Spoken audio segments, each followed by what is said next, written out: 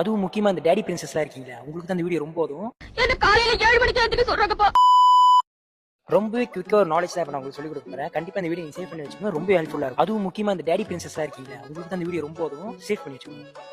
எத்தனை பேத்துக்கு டயருக்கு காத்தடிக்கிறதுனா அதோட ப்ரெஷர் ரேட்டை கரெக்டாக செட் பண்ணி காத்தடிக்குது. மின்னுக்கு டயரும் பின்னாடி டயரும் ப்ரெஷர் ரேட்டை எப்படி கரெக்டாக வந்து செட் பண்ணுறதுன்னு நான் சொல்லி தரப்பேன். காடிக்கு இங்கே வந்துட்டீங்கன்னா காடியோட டிரைவர் சீட் நீங்க கதவு திறந்துட்டு இந்த சீட் பக்கத்துலேயே இந்த இடத்துல பார்த்தீங்கன்னா ஒரு இரும்பு இருக்கும். இந்த இடத்துல பார்த்தீங்கன்னா ஒரு ஸ்டிக்கர் இருக்கும். இந்த ஸ்டிக்கர்ல தான் வந்து அதோட டீட்டெயில்ஸ்லாம் போட்டுருப்பாங்க. நீங்க செக் பண்ணீங்கன்னா தெரியும். 230 மின்னுக்கு டயருக்கு வந்து பின்னாடி டயருக்கு வந்து 210. இதுதான் வந்து நீங்க காத்தடிக்கும் போது செட் பண்ணணும். ஒரு காடிக்கு ஒரு ப்ரெஷர் ரேட் இருக்கும். அதுக்கேற்ற மாதிரி கரெக்டாக செட் பண்ணணும். ஓகே, நீங்க கண்டிப்பா கேட்கலாம், ஏன் வந்து மின்னுக்கு ஒரு ப்ரெஷர் ரேட் இருக்கு, பின்னாடி வந்து வேற ப்ரெஷர் ரேட் இருக்குன்னு. ஏன்னா மின்னுக்கு பார்த்தீங்கன்னா எப்பயுமே இன்ஜின் இருக்கும். இன்ஜின் இருக்கனால வெயிட் அதிகமாக இருக்கனால மின்னுக்கு காடி இப்படி இறங்கிருக்கும். ஸோ எப்பயுமே மின்னுக்கு டயருக்கு கூட தான் அடிக்கணும், பின்னாடி டயருக்கு கொஞ்சம் குறவா அடிப்பாங்க. இந்த காருக்கு எந்த ப்ரெஷர் ரேட்டு நீங்க நான் சொல்லி கொடுத்த மாதிரி அந்த டோர் திறந்து நீங்க செக் பண்ணுங்க. யாராச்சும் உங்களோட ஃப்ரெண்ட்ஸோ யாராச்சும் இந்த டேடி பிரின்சஸ்லாம் இருந்தாங்கன்னா அவங்களுக்கு இது ஷேர் பண்ணுங்க. உங்களுக்கு சேஃப்ஃபுல்லா இருக்கும். கண்டிப்பா சேஃப் பண்ணி வச்சுக்கோங்க. ஓகே, மறக்காம நம்ம அக்கௌண்ட் ஃபாலோ பண்ணுங்க. Okay, bye Twitter bye reach.